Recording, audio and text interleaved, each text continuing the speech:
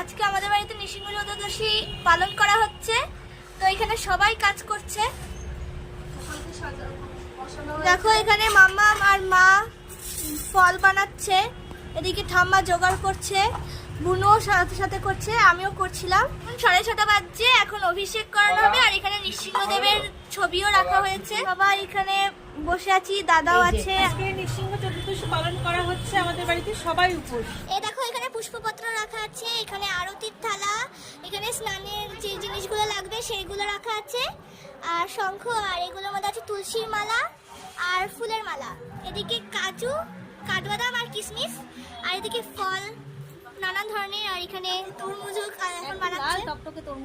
গোপুসোনাকে এখন নামানো হচ্ছে অভিষেকের জন্য। এখানে দেখো গোপালের কপালে চন্দন আর মধুর ফোঁটা দিয়ে দেওয়া হচ্ছে, নৃসিংহদেবের ছবি তো এগুলো দেওয়া হচ্ছে। এরপর অগুরের যে সেন্টার সেটাও দিয়ে দিল এর সঙ্গে।